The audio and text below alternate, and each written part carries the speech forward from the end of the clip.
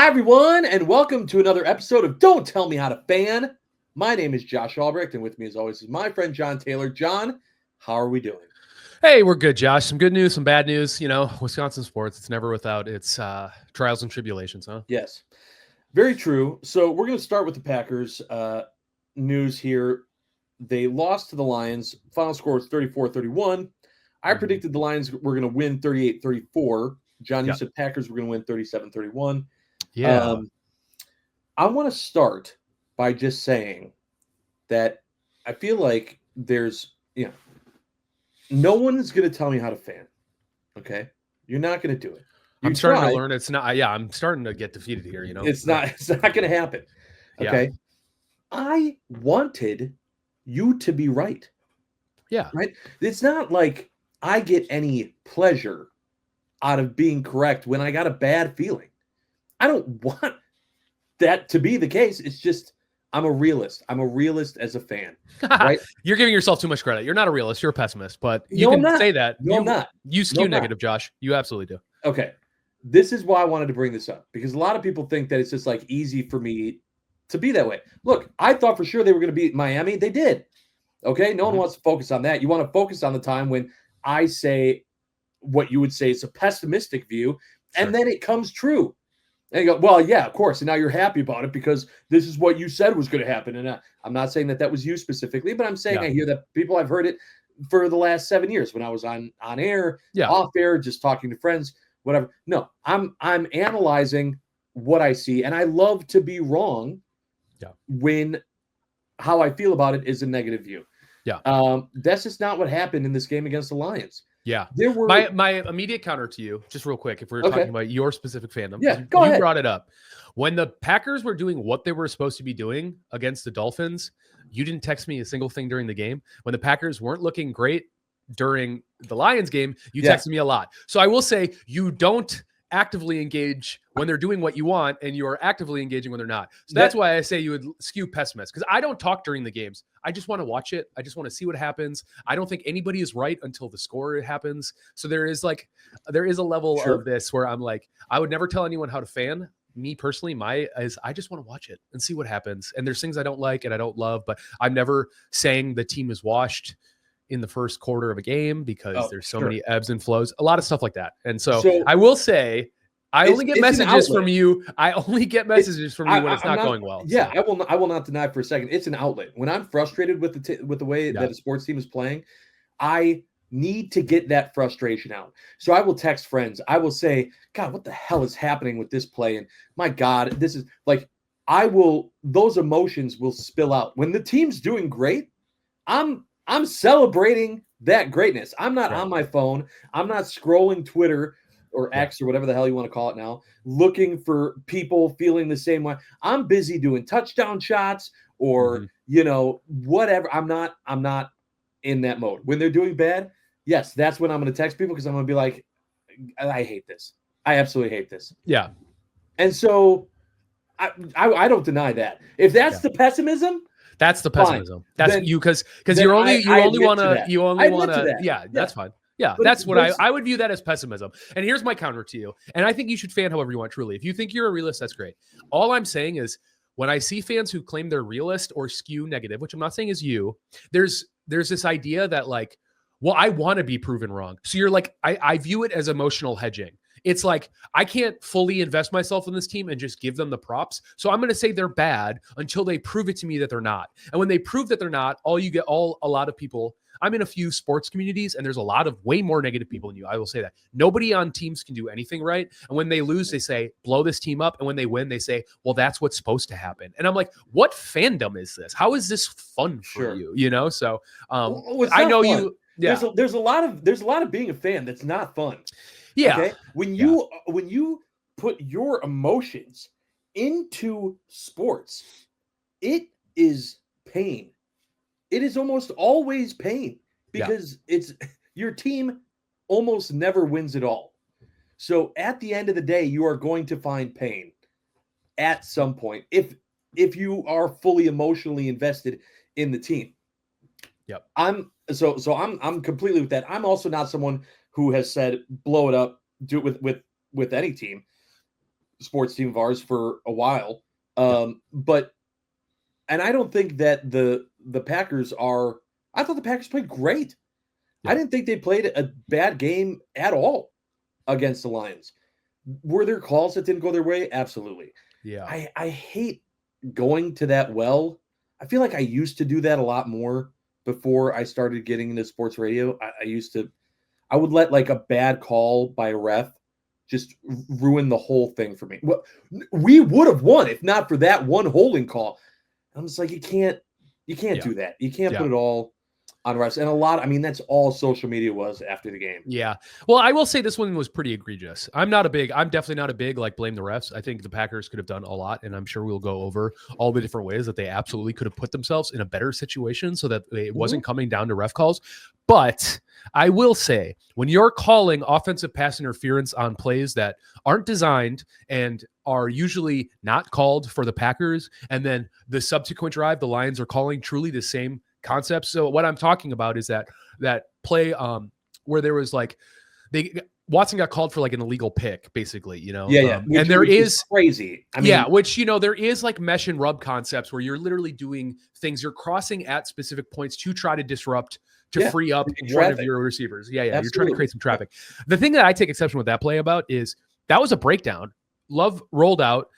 Plays deteriorate all the time, and it turns into like schoolyard football where you're just trying to fight and claw to get open. So to claim it was an illegal pick so late into the play call or the play happening, it's bad process by the refs, in my opinion. And then to see that exact same call happen, the Lions called the exact same mesh or rub or however you want to refer to it. Yep. And there was no penalty there. I just feel like there is a lot of instances of this game where I don't call a strict game or call a loose game, but have it be the same for both. And I think there were a lot of instances where, they reviewed a play to like retroactively like give a penalty to the Packers about something in like the first quarter, like pretty quickly they stepped in. Yeah, I remember that. Yeah. And then there was a ton of video footage of like Amon-Ra basically stiff arming Xavier McKinney's helmet off. And it's just like, we're just not seeing that stuff. And I was like, if this is as blatant as you claim, like what are we doing here? And then. Right. Especially the stuff back. Like if you're going to say you have the replay booth, right? If you're going to say that it doesn't matter if it was missed on the field because, the people in New York can see it and they can now say like, hey, no, that was a thing, or we don't have to go to review on that. We saw it. But then you're missing things. Well, then it's a system problem. I'm just saying that there are games where it works in your favor and there are games when it doesn't. Yeah. And so you can't, and I know for me, of all people to say this, but I can't emotionally say that was the reason. Yeah, you're absolutely right. And the only other thing I want to bring up, because it is so incredibly heinous, it's just like, why do we have replay boosts? Why do we have offside officials? Jared Goff's knee is clearly down before he hands that ball off.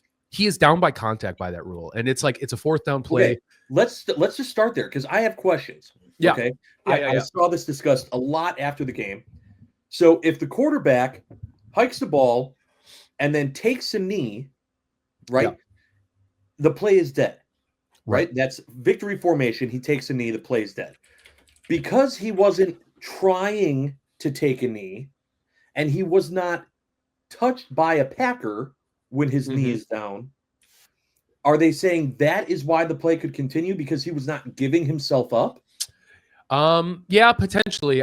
There needs to be some clarity around the rule if that's the case. I just think like the letter of the law is when a quarterback takes a knee, right, the play is considered forfeit. So he tripped and he took a knee. Whether we like how that's worded or not, that is the letter of the law. So if the NFL wants to come out and say that is clearly when they're, I'm not like a there's like strict constitutionalists who view the Constitution of the United States as like, this is what was written when they wrote it, and that's what they meant. I do think there's room for inference and things to grow. So if the league wants to come out and say he clearly was not trying to take a knee there, he tripped, he recovered, nobody touched him, I'm cool with that. But right now, the way it's written, I think, and very clearly, I think the rules committee is going to touch this rule in the offseason. They tend to touch this stuff when it comes up. I just think as it's written, you could make a very strong case that there at least should have been a better conversation about it. It shouldn't have just been not discussed. It should have, you know what I mean? The fact that the game just resumed is interesting to me. But like you said, that ultimately dude, the Packers got us. They can't beat themselves, beat the refs, and then beat the best team in the NFL. You know what I mean? Right. They can't do all that. And that's what they did this game. And it starts with them beating themselves. Like, they have to stop being down by multiple touchdowns to the class of the NFL, right? Like, this is the second game in a row where the Packers were down by. Well, but they were hanging with them the whole time. Like I said in the last episode, I thought it was going to be a back and forth game. It was a back and forth game. I mean, it was back and forth in the first half, and then they come out in the second half, and they score, and then immediately they scored twice in like 4 minutes. I mean, they did everything they needed to keep themselves in that game. It just seemed like there were things that they just couldn't stop from the Lions, and the biggest thing was the fourth downs. I had so many people going, well, you can't let the Lions convert successfully 4 of 5 fourth down attempts. First of all, I believe all but maybe one of those was like 4th and 2 or less. Yeah. It's not like they were in 4th and 6 position and going for it. Yeah. Like this is no different than if we played the Eagles and the Eagles did the tush push. Like, yeah. I mean, yeah, it's not like the Lions didn't go against type, first of all. Dan Campbell goes for it on 4th down. That is what he does. That's what he does. They got knocked out of the playoffs last year for that. So to act like that it was a big surprise is not surprising me. I mean, an 80% conversion rate, no matter what the 4th down rate is, that's bad. It just is. The Packers need to be better on defense. They can't. And I understand that it's hard playing in 4 downs, but it's like they did find stops. They stopped a few times. So it's just like, I don't know what that looks like, but they're going to keep doing that. You're not wrong. And so 80% is bad, but this is to be expected. I was listening to some other people talk, a different podcast, and there was a conversation saying that they felt like both 4th down attempts specifically were pretty asinine. The one where they went and didn't get it, and then obviously the Packers got really great field position and scoring 30. I mean, that was nuts. Yeah. And then the one at the end of the game, and they're like saying it's asinine. You should kick. Like, why would you ever do that? And it's like, because philosophically, they just didn't want to get Jordan Love the ball back. This is not rocket science. They believed that they were going to get 2 yards, which they do all the time, and it kept us from having a chance to respond. So it's not asinine. They did exactly what they did. It would be weirder if they didn't go for it. It would be weirder if they didn't go for it when it made sense and, change the philosophy. But ultimately, like, the Lions are just going to keep doing what the Lions are doing. And until people start beating them, why would they ever change their philosophy? Exactly. And here's the big thing. Everyone's like, well, Dan Campbell, he's got these massive balls going. He's always gone for it. Yep. The difference is this year in comparison to 3 years ago, the team's really freaking good. Yep. Okay. So now he has the talent to where his gambles are paying off more because he has such good talent taking those gambles. That's all. That's literally the only difference. He has not changed his play calling or style at all. It's exactly the same. So I don't fault the Packers a whole bunch. Maybe it's just I don't look at the defense as an A student, so I expect them to not be able to stop a team like the Lions on 4th and 1.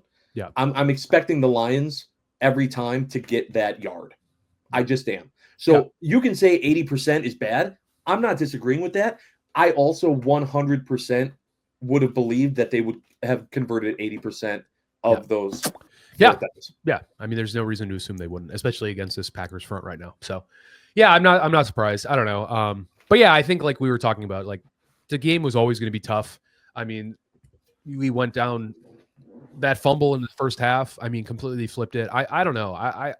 The Packers were moving. I mean, the game was close, but it's just like these early mistakes in the front half of these games have made them just so impossibly tough to climb their way back. And I've heard a lot of optimism. I've heard a lot of pessimism on both sides, talking to my family, friends, national reports. And it's like, I think it's interesting because, you think about the fact the Packers went into this game with a 99% chance to make the playoffs, and they left Ford Field with a 99% chance to make the playoffs. And it really materially does not impact much of anything. And I think that's interesting, but seeding. Yeah. I mean, but it will, but there's so many games left in the season. It's just like where it is right now. 4 games. The Lions. Yeah. That's a lot of games. That's a quarter of the season. So it's about. So I just, I don't want to put too much weight in this idea that like Packers can't beat good teams.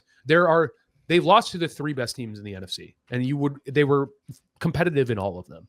And I think they were competitive at the end when they didn't do themselves any favors. So, we kind of have this conversation weekly, and we'll do the classic, like probably check in about how we feel about the playoffs. But the Packers can beat anybody if they can start faster than they've been. And that'll be what these next 4 games are. If they cannot figure out how to, especially against the Vikings, that's the big one. And the Seahawks too, because there's a good chance that they're going to see the Seahawks in the first round. So this game coming up next weekend is a great tell for that too. But they need to figure out how to get out of their way in these big games to start, because they put themselves in a hole, but they were absolutely rolling. The offense looked great. I mean, Jordan Love was great. Yeah. So. And then just a few mistakes just derail things.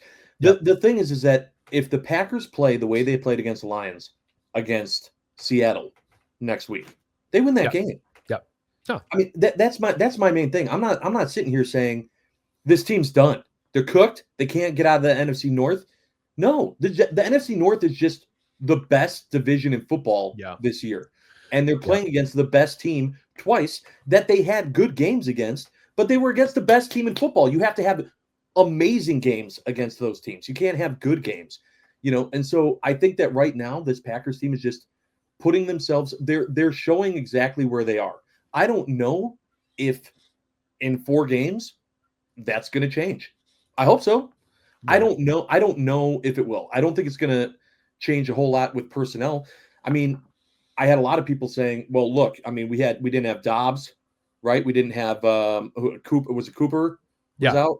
No Dobbs, no Cooper, no Corey Valentine, no Jair Alexander. We lost Evan Williams in the middle of the game. We lost Javon Bullard in the middle of the game. But the Lions had people that they brought in 24 hours ago that were kicking our ass in the game. Yeah. So I'm not, the injury thing, I'm not taking that into play either. Both sides were going through things, and the Lions proved it didn't matter. Yeah. They could put any piece in, and in that moment, it was going to work.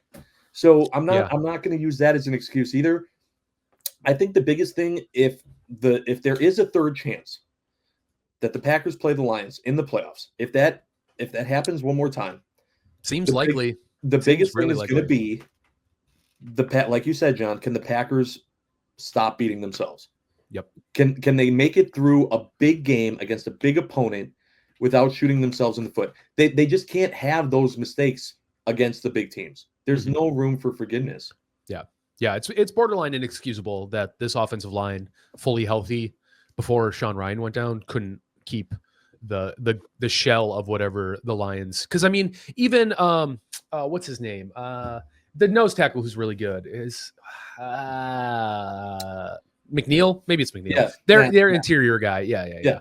He's really good, and he went out. They had to take him to a tent, and it's like even when he was out, they weren't getting pressure. So, I don't know. It's not a toughness thing. The team. I mean, we keep saying like some guys are just having like really bad games in these spots, and it's just this is that inconsistency we've been talking about all season. Like this is what a young team is going to give you. They're going to flash in big ways, and they're going to shrink in situations. And I think this is where you feel that. I think like. It was not lost on any of the Packers. This was probably the game of the season, really. Like when you talk about like what it meant, what was, are the Lions here? Are the Packers for real? And I think win and loss, we kind of got all of our priors confirmed. I think everyone thinks the Lions are for real. And I think that everyone went, the Packers could catch anybody on a good day. I think the big thing is going to be just taking a look at this week. Luckily it's like a mini bye. This injury report, because Sean Ryan did go down, Evan Williams went down, Javon Bullard went down. It's like anytime you see Zane Anderson as your opposite to X, it's going to be tough. And to the Lions' credit, man, they see a weakness in the middle of our defense, and everyone else should too, and they exploited it. Yeah. In a lot of ways. Should. Yeah, absolutely. I think I said going into that pregame, I was like, I think it's like, wish Jair was healthy, because I think you probably put him in against Jameson Williams, even if he is in the slot.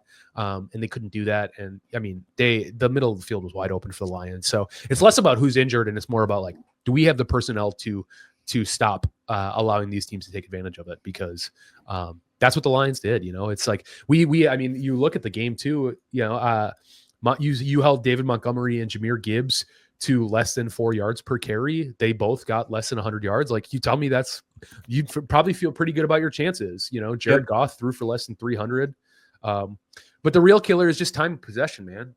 Jordan Love only got to throw the ball 20 times, and it's just like we did not have it for they had the ball for 13 more minutes than us. So, we can't just be a sieve on defense.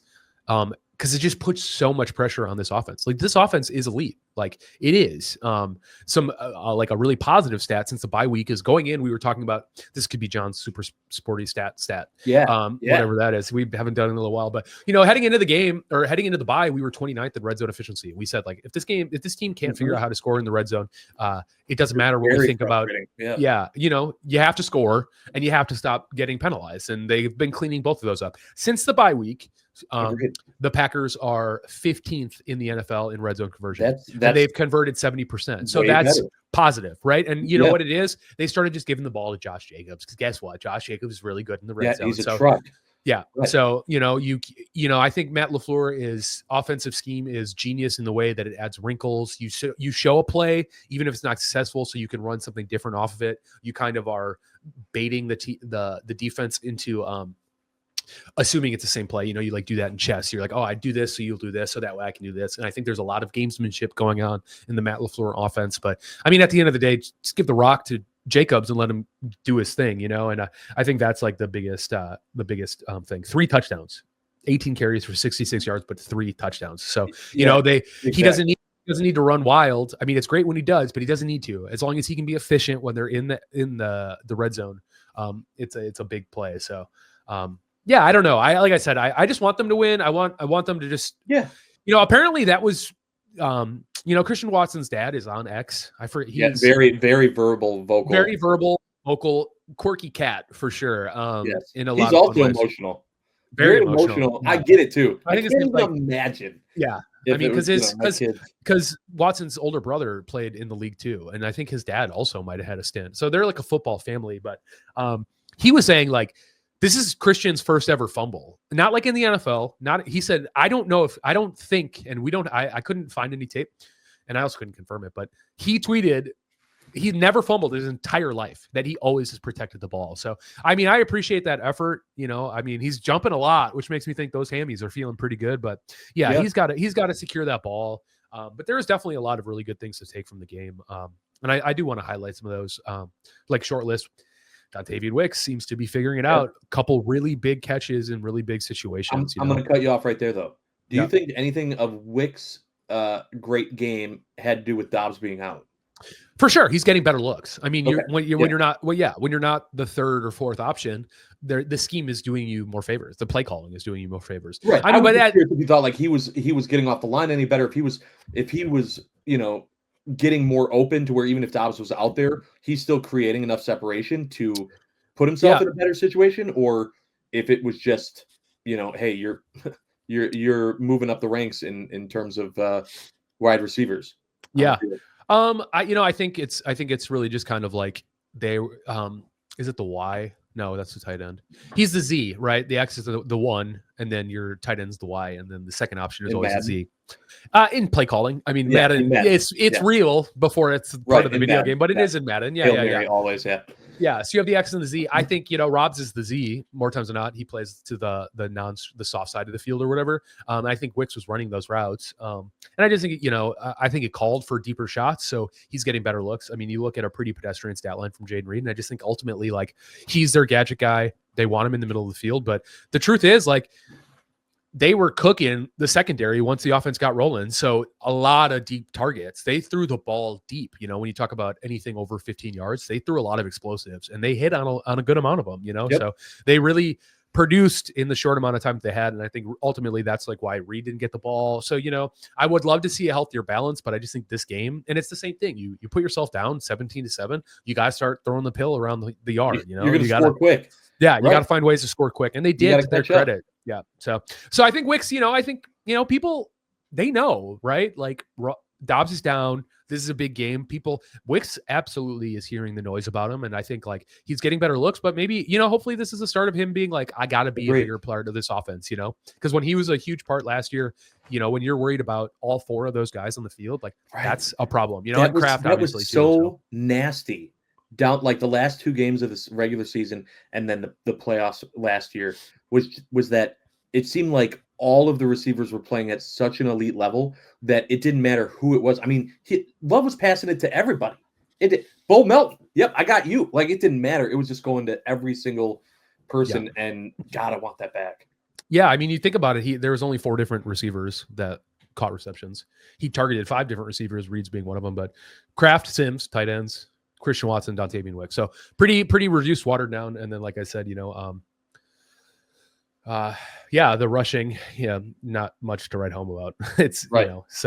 99 total yards, 66 with Josh Jacobs. So still great. He broke 1,000 yards rushing this game. That's awesome. So did Montgomery, I think. So, I mean, the guys are doing their thing, but yeah, I mean, positive that way for sure. So let's talk about going forward with this Packers team and what we're looking at, because I don't even know, if you're looking at the playoff odds and everything, what this would have done. I mean, you said 99% for blah, blah, blah. But if the Packers could have won this game, they move within 1 game of the division, right? They would have been right there at that point. They don't. Now, also today, at the time that we're recording this, the Vikings went all off on the Falcons. Yeah, nuclear on them. Yeah. So they are now 2 games ahead of the Packers, which is going to make that game on December 29th huge. Maybe. I mean, if the Vikings don't drop a game or 2 here, I mean, it's going to be pretty much just, I mean, I'm pretty resigned in the idea that we're going to be the 6th seed at this point. Okay. That was going to be my question. Yeah. Why are you so pessimistic, John? This team can totally... I'm just joking. Because I think we're just running out of time. I think the Packers could win out, but I just think, so could the Vikings. I thought this might be a good... I was hoping for, a Kirk Cousins revenge game. It's not going to happen. No. Let me take a look here. What's the Vikings' remaining schedule? Well, the thing is, I thought they were going to have problems with this game, and I thought they were going to have problems with the Cardinals, who they played last week, and they beat both of them. So... I was like, okay. Yeah, they've got so they could. I mean, they could lose some games, I guess. I mean, at this point, the Lions might be. They got the Bears, the Seahawks, the Packers, and the Lions. And the Lions might be sitting people by the time that rolls around. Yeah. So it depends on what the Eagles do. Is a nothing burger. You're gonna hope that the Seahawks are still, because aren't they in first or tied or right there for? No, they're fully in first at this point. They're 7-5. The Cardinals and the Rams are both 6-6, right? As of right now. So, well, either way, they're going to be fighting through the rest of the season, so you don't have to worry about them giving up. Obviously, we're going to be right there with them, and then who knows if the Lions are sitting everyone?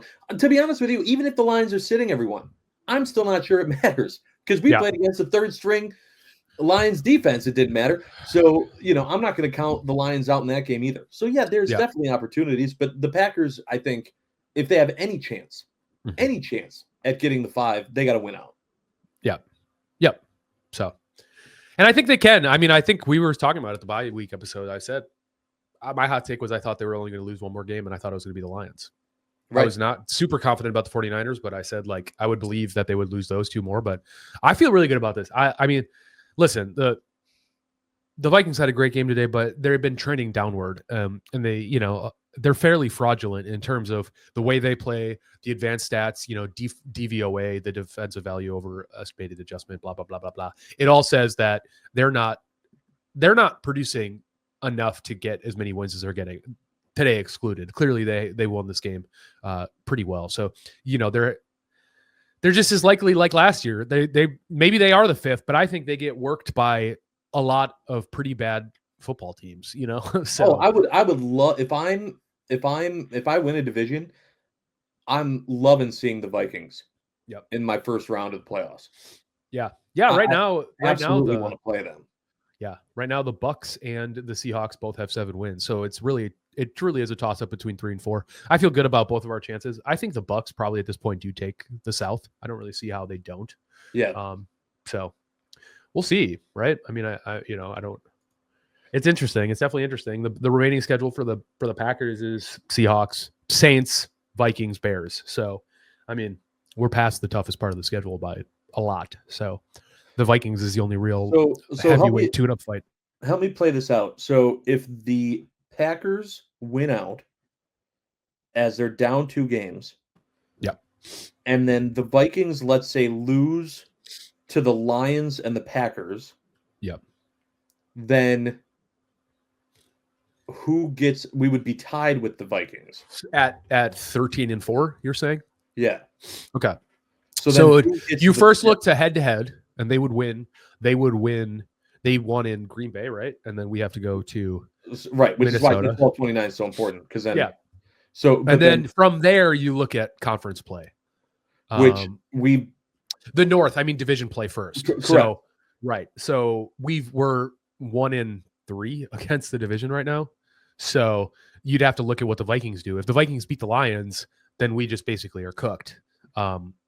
And if we drop a game against the Bears or something unexpectedly, that tiebreaker won't matter. And then you look at conference wins. So our only other losses against the Eagles, I don't remember who their 2 losses were at that point. But the good news is that the Vikings are in conference for the rest of the year. So if they drop 2 games, those are 2 conference losses. So, and especially if they somehow lost to the Bears or the Lions, those are divisional. So we really can't call much. We won't know. Yeah, it's going to be. So it might, assuming that the Packers can beat the Vikings in Minnesota, which God, that's going to be tough. But assuming that they could do that, the Lions, that Vikings-Lions game could still have a lot riding on it for just seeding purposes. Totally. So you never know. I mean, the Lions could want the tune-up fight, or they might punt and say, "Who cares? Let the Vikings and the Packers figure it out." I don't really know. I doubt the Lions with the way that last year ended. I mean, Campbell's going to maybe play him for a little while, but I wouldn't hold my breath because the injury bug hit them so hard. Like, it would be absurd to trot out what remaining players you have left in a game that consequentially won't matter. So then that turns into, well, what are the Eagles going to do? They barely beat the Panthers today. That was crazy. Yep. But they have a game against the Steelers out of conference, Commanders, Eagles, or Cowboys, Giants. Then their last 3 games are against the NFC East. So that's not going to necessarily change it, but you look at, division players always make that a little more challenging. They're 10-2 right now? Is that what's the Eagles? 11-2 Eagles? Yeah. The Eagles are 11-2 right now. So, they're only 1 game back. So, I mean, that's the same thing too. The Lions have to play the Bills. You got to think, I don't know for sure, but you got to think at some point here, all these injuries might catch up to them. So I think it's like, you're looking at like a team like the Bills. I think they're the ones that could potentially, even though the Bills lost today. They're stunner. Yeah, I can't believe it. I was not expecting that game. Well, it's still going, actually. It's the end of the third quarter. It's 38-21. Don't get me wrong, but I wouldn't hold my breath that Josh Allen could figure out how to score 2 touchdowns in this game. So we'll see. Yeah.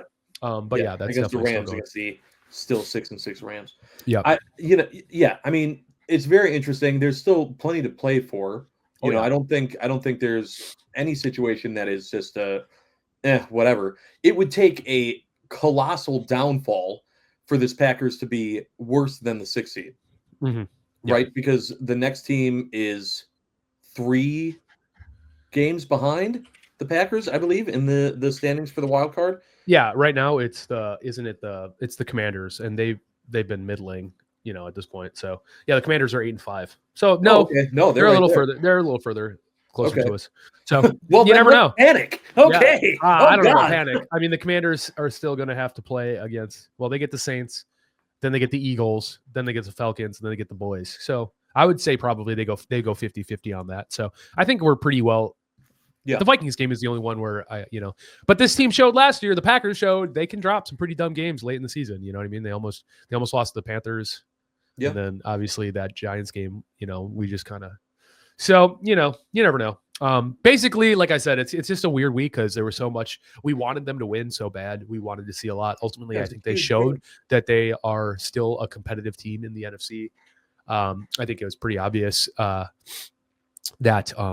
I think the Packers can beat them. Beating a team 3 times in a season is really hard. I don't love that statistic as a reason why it's okay that we lost, because it isn't. Yeah. But it is true. It's hard to beat a team 3 times, and especially for how close these games have been. I think even if the Packers are only down 14-7, this game's wildly different, and it affects the way that we're able to play too. So, we'll see. We will see. Yeah, and like I said, I think that I knew it was going to be a competitive game. I think that it was. I think that. It was just, trust me, there were plenty of times as I'm watching this game that I'm thinking to myself, God, if there's a different coach, if there's a softer coach that's coaching this Lions team, the Packers maybe win this game. I'm begging him to kick field goals. That's what's going through my mind as I'm watching this. I'm like, come on, Campbell, just send out the kicking team. Come on, don't. Damn it. Never going to do it. On the field. He's never going to do it. Yeah. Right. And in the past, when you watch that, you went, man, he's going to blow it. It's just, this is just a different team. It's even a different team than last year that almost made it to the effing Super Bowl. Like, even that team, I didn't feel as confident in going for it on these risky 4th and whatever plays. And then I also had people who were like, well, why didn't the Packers do that either? When the Packers were in an opportunity, when, they were either going to go for it or tie the game at 31, it was like 4th and goal from the 16. That's nowhere in the same universe as going for it on 4th and 2 or whatever. Don't even compare. That's stupid.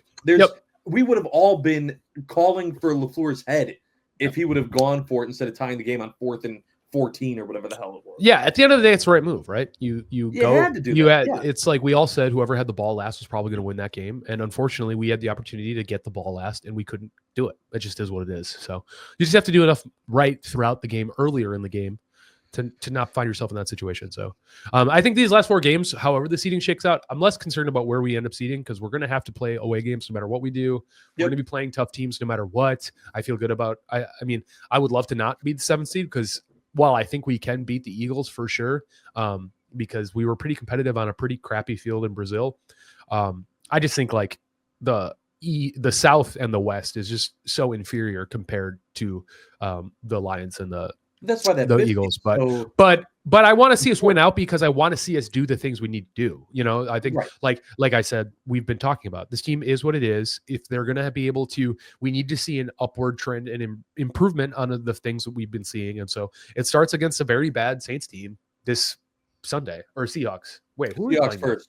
Seahawks, right? It's against the Seahawks team. So not terrible, but surprising. I don't think people thought that they were gonna, I don't know how many people thought they were gonna be running away with the West, but the Niners Super Bowl hangover is real. Ton of injuries on their front. The difference between like the Niners and Lions right now is like you look at one team who has the energy and the juice to get there, and then you have another team who's been trying to climb that hill. It's just like the Niners look so defeated, and the Lions look so ready to prove the world wrong, and they're kind of dealing with the same roster where you're losing, your top like 2% of players. You lose, Bosa for an extended period of time. Like seems he's basically done this year. So it's just interesting. It's like to Campbell's credit and the Lions' credit. If you're awful for 30 years, you really get excited when you're finally okay. So good for them.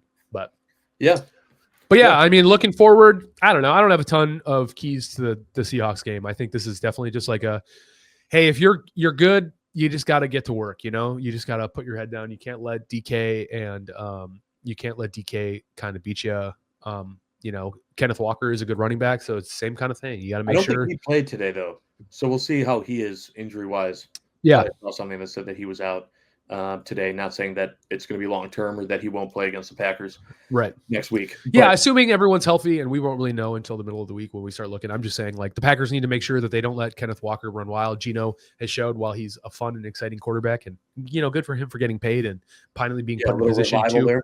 Yeah, being put in a position to actually succeed, like he's just not that guy, and so you just got to make sure that we don't get gashed on the ground, and then obviously those free play actions are kind of just allowing. DK is a big physical dude. Like we need Jair back. It'd be great. If not, it's like. Do you think we're going to see him? I am not counting on him being in this game. Yeah, I don't know. He thought he could. On him being there until the Vikings game. Honestly. Yeah, I think they'll limp him out on 12/29 because they know the importance of that game. Yeah. I don't know. We'll see. He thought he could go in the Bears game, found out he couldn't. And then obviously short turnaround-ish, thinking you're going to go against the Dolphins and you can't, held out again.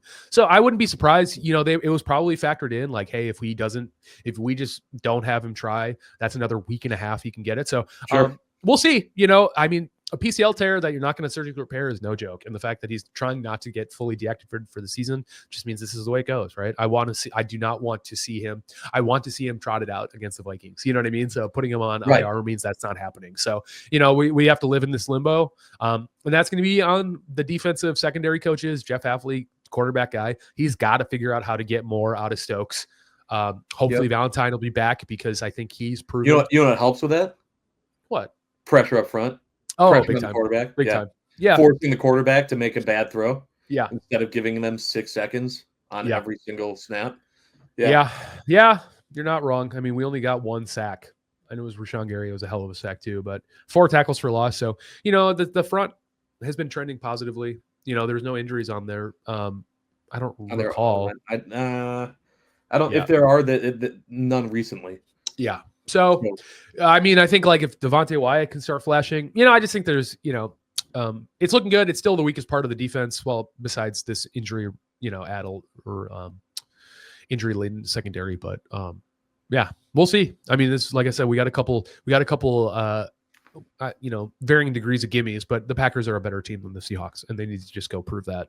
Whoever's injured, it doesn't matter. So, hopefully getting some good news about Evan Williams, Javon Bullard, and then maybe Cooper can come back, because it definitely, McDuffie's not the guy. It just is the case. He was getting torched. Yeah. And they were just running their guys on McDuffie and just, winning over and over and over. Yeah. So we'll see. So you want to do a little score prediction? We've been prediction, and you're gonna go first this week. Okay, that sounds good. We're playing the Seahawks. Yes, we are in Seattle.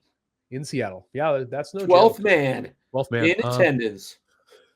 Excuse me. I think the Packers win. Yep. It's hard playing there. It's hard traveling this far out. The West Coast is very far from Wisconsin. I think the Packers win 27-24. Okay. You think it's going to be close?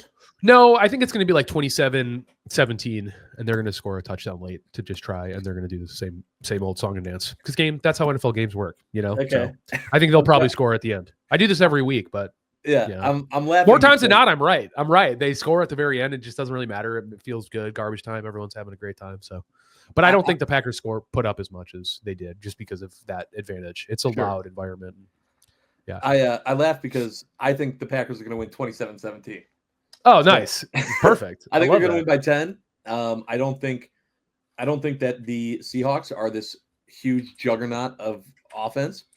And I think that if your defense just plays good, they don't have to play great, but if they play good, it's shown the rest of the season. If you look back at scores of past games that Seattle's played, there are games where they're putting up 10, 17 points. It's not like they're averaging 24 to 30 every game. Sure. So I think that they're definitely beatable, and it's just going to come down to the Packers defense. I really don't have any doubt, as long as there's, everyone stays healthy, that this Packers offense can score.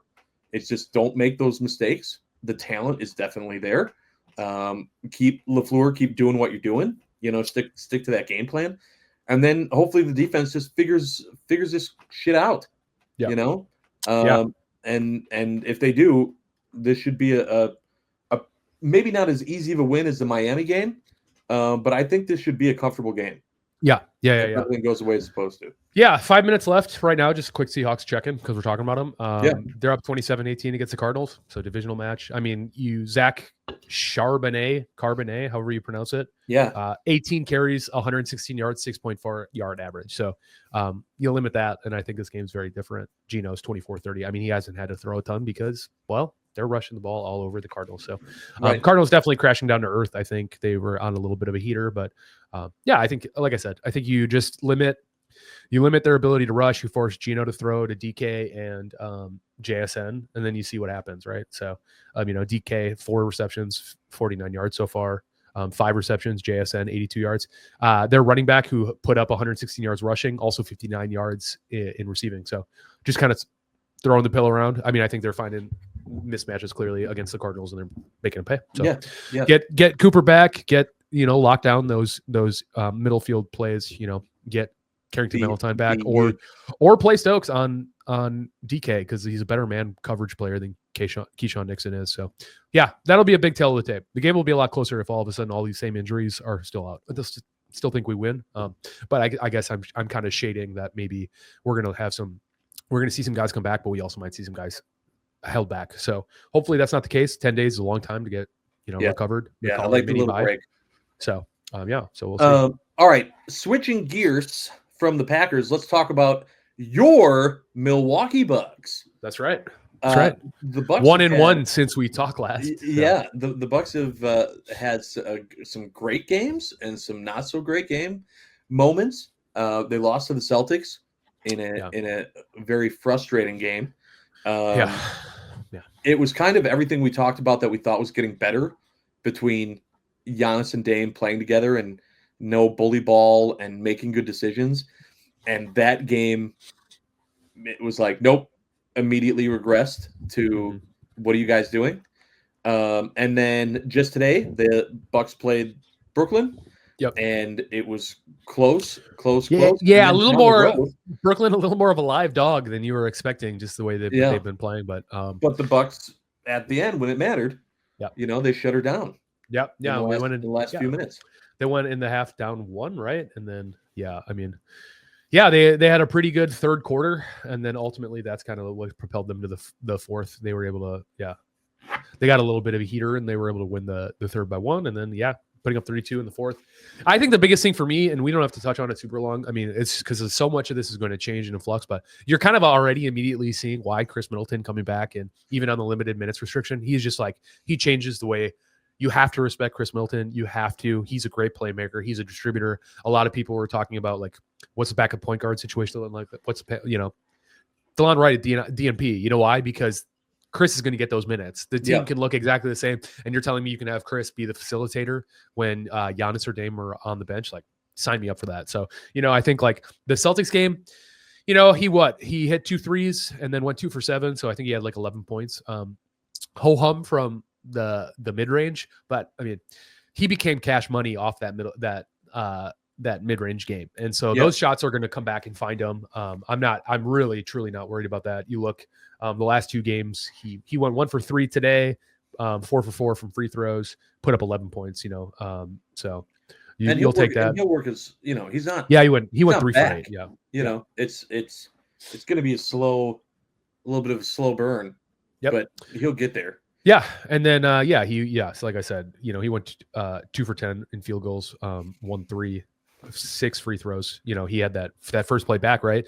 Sam Hauser, one underneath him, got taken out, 4-point play immediately. But, he's a dog. I love Chris. Like I said, I really cannot stand how short people's memories are about how integral of a piece he's been for this organization. He absolutely was the 2 when they won that championship. Drew Holiday brings you a lot, but Chris is a weapon, and he gets to his spots when he wants to get to them. You can't really force him. He is ever cool and calm and collected. So, I was thinking about this, and we probably were talking about this, but I don't know what is up with his ankle injuries. It's like, it sounds like last year he rushed back because he was healthy, but it does not sound like he was ready to play. This year he said, I'm not coming back just because I can. I'm coming back when I feel like I can dominate the game, and I think you're seeing the right steps. So, he played 20 minutes today, 23 minutes against the Celtics. I'm not gonna lie, that's way more. I thought they were going to keep him in the teens, especially against the Celtics, a bigger opponent. I was not expecting to see him play that much, but it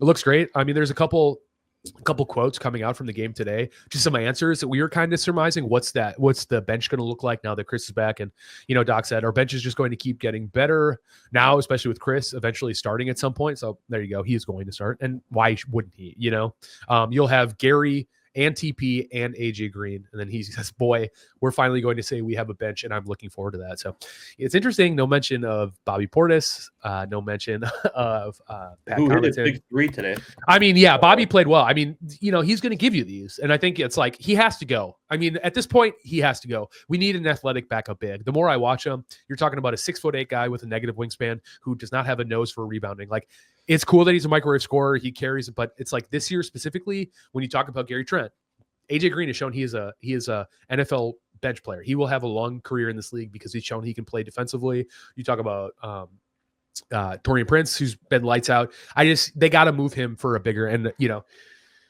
terms of like speculation season, I think he's got to go to Portland, right? It's like they have so many centers. So between Duop Reith and at this point, I would take Time Lord. I know Time Lord's injured, and there's like some risk there. So it's like, if you can move Pat for Duop straight up, and then you can move Time Lord, send Pat back to. I just think like we need more athleticism, and I love it. I love it. I just don't see. I don't see it. I feel I feel like both him and Pat, Bobby, they're both guys that have been put out for sale at the rummage, at the garage sale multiple times, and just no one's biting, and so you just keep bringing them back inside. Well, that's a situation where it's like Pat's going to get moved as a part of like a 3-piece deal. If you can find somebody straight up who will take him because you just want some veteran presence. Like I think Pat is a really good player, or a good to really good player for a team that's not trying to compete. And I just think and I think that's the situation for him. He's just had a lot of DNPs recently. And so that's usually a telltale sign. Reports came out that Marjan was seeking a trade, but it's like, he's not playing and they don't want to play him, and for good reason. And then Bobby's like the only movable asset that I think you could actually get something for. But even then he was there before. The reports were there that the Bucks were trying to move him. I think this is the first year in earnest that they would need to. You know what I mean? I just think at this point, you see what you can get, because you didn't know what was going on with Brooke. Are you blowing everything up? Are you not? Can you really live with him in the playoffs? Because he's like borderline unplayable to a lot of teams, because he just brings you nothing defensively. So this is the first year where I think you look at certain teams, I know people are like the Grizzlies could be looking for some help. The Pelicans could have no big men right now. So there are some interesting things being floated. I think this is the first year where Bobby Portis's value to the league is more valuable than what he's doing. And I think in the past, he's just been more valuable as a Buck than he has been anywhere else. So we'll see. But yeah, he went 31 minutes today, 90% field goal percent. He put up 23 points. I mean, he hit two really big threes at the end. He had a great game. That's what I'm saying. He was in contention for 6th man of the year. I don't hate Bobby Portis, but when you look at the roster makeup, this is what the effects of going all in year over year. You trade 5 draft picks for Jake. I also like Bobby Portis. I just feel like Bobby is at a point now where we need more than Bobby Portis. Yep.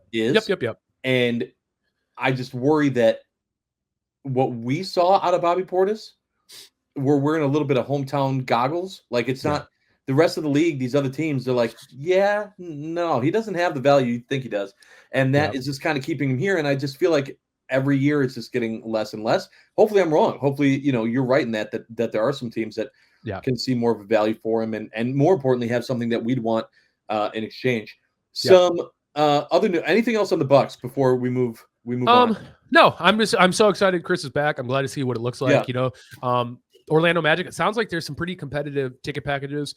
Josh is not the biggest in-season tournament fan. I think it's cool. I mean, like I said, but I love competitiveness inside of competitiveness. Yeah, if you're telling me this game when they play to win. So, but it sounds like I don't know. I like the blue court. I think it's cool. I mean, it's special. I'm okay with it. So, yeah, but you have poinsettias on your hat. So what do we know? What do you know about colors? Is that what we're basing it all on? Yeah, we are. I'm just saying. It sounds like there's some. Apple it sounds. Spotify, they don't it sounds like. It sounds like there's some competitive ticket offerings. It sounds like maybe they're trying to pack out the arena. So if you have your Tuesday night free, like I said, just go cheer on the Bucks. It's a game and it's fun. And if they win, they get to go take a trip to Las Vegas. And then, like I said last episode, a lot of young guys, $500,000 would change their life, even though they are NBA players. It's a lot of money. So, it's fun. So just go out and show out. There's nothing else going on, so that's all. So looking forward to that game for sure.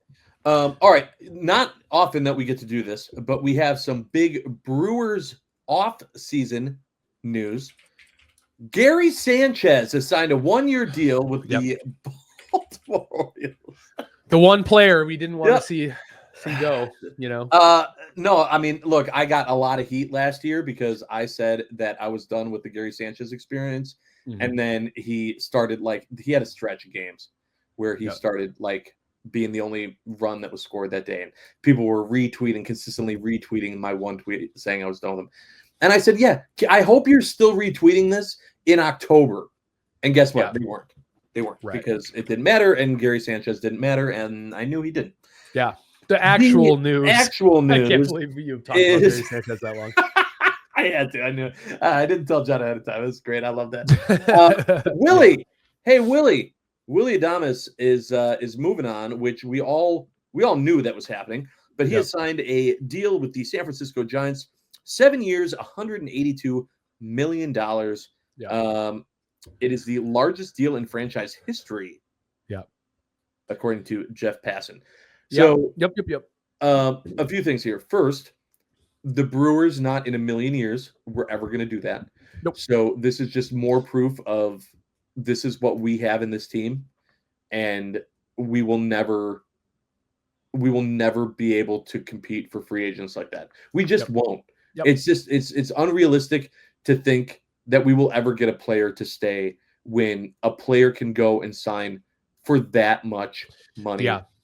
With a different organization. And to Willie's credit too, he plays for that kind of money. This isn't like, oh, we're penny pinching a couple $100,000, $1 or $2 million to keep a guy because we think we can replace him. Like, Willy Adames is one of the best offensive shortstops in the league, and he absolutely deserved to be played by it. My biggest thing is I'm just happy he went to a team that wasn't the Dodgers, the Mets, or the Yankees. Yeah, he went to a team. That's a big change. I can definitely root for the Giants, and I do like Willie enough that I will when he's not playing the Brewers, I won't say I root for the Giants. I don't care, but I really do hope Willie has an incredible remaining amount. Baseball players can play so long, and he's not really injury riddled. But I mean, you talk about a guy who brings the energy, brings the juice. You can tell he has a love for the game. Fired up, threatening. $26 million a year, by the way. Is what that breaks down to. Yeah, pretty good. So he definitely earned it. So he'll be missed. I think he's great. I think he really espoused the core values of what a Brewer is. I think he really made that clubhouse feel the way he did. But now all eyes are on how do you replace it. We were theory crafting. So is it weird that? And I don't know how many other fans feel this way. I know a lot of fans, this didn't sting a ton because we all knew kind of before the season even started last season that it was probably Willie's last year. We all kind of knew ahead of time that was what was going to be happening. I don't hate that he's gone. Like, when I think back of like the big guys that the Brewers lost to free agency that hurt a lot more, like when we lost CC, I was like, I knew it was probably going to happen, but damn, that would have been cool. And then like when Prince left, and it was like, no, not Prince. I didn't love him forever. Like this didn't hit the same, even though Willie made such an impact. And it's not like he was only here for a year. There were a lot of similarities between some of those guys and Willie, but I don't know. It just didn't hit the same for me. Yeah. I have a theory for that. And at least I can tell you why I didn't. I was just so happy that we didn't watch the Brewers just trade away a key contending piece for the sake of just punting down the line. The fact that they didn't move them at the trade deadline meant they were like, no, we think this team is performing good enough that we deserve a shot to try to go win in the playoffs. And so you could say, like, is it bad resource management to like let him walk? There wasn't a trade market really in the middle of the season the way this contract was now. And I just think it was great for the fans to see the Brewers say, you know what, we're not just going to punt on every season where we could trade away a big asset. And I think it's like he was playing, his offense was red hot. He was playing at an, what I would consider an all-star caliber level, even though he didn't make it towards the end of the year. I just think like it was just really great that the Brewers let a big contract like this run out. It just made me feel good to know that they were like, we thought this team was going to be bad. They're not. We're going to keep the guys that are good because who knows? You get into the playoffs and anything could happen. Unfortunately, what happened is what always happens. But you trade Willie, we're limping into the playoffs, and it kind of feels like the hater thing all over again, where you're like, you traded a guy everyone loved. Why are we constantly getting rid of our good players? We're not sellers. So. I feel like if the Brewers would have done that with Willie, it still wouldn't have been like hater. Like I feel like people were just already okay with the idea. Maybe they didn't love it, but they were like expecting it. Yeah, I mean, right. The shortstop is the most like valued position in the infield. So you knew the contract. Yeah, you just knew we couldn't offer that contract. And I think closers, we could have found the money for like Hader if we wanted. Right. So. I think that did make it a little bit different. But also, I think that to your point, while it was nice to see, them kind of not send a message of we're already thinking about next year. I think also, the Brewers were sitting at the poker table and every other team knew what cards we were holding. Why would any team give away assets for a player that they knew they could just buy in free agency at the end of the year because they knew that he wasn't going to stay?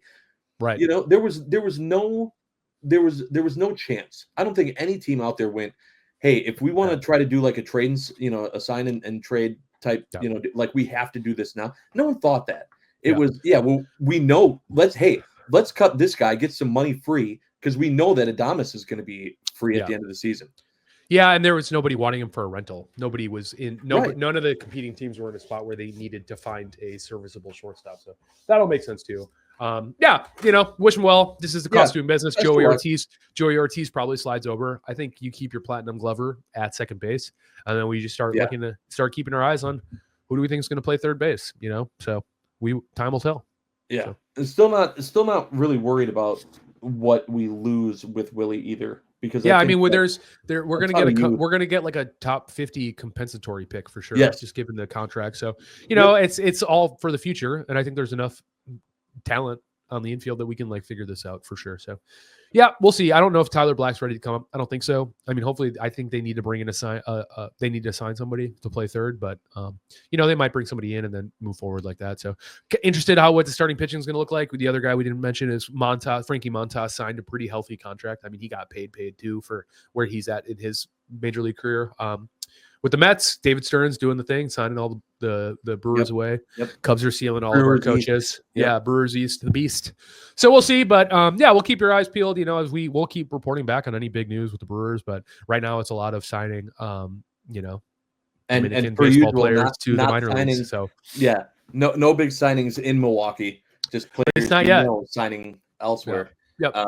But we're a little early for that hot stove. Very early. Yeah. Very. The Willie contract made sense because people, I'm sure, were bidding and they wanted, So. And 7 years is, that's huge. There's no way that Willie is making that contract worth it after year 4.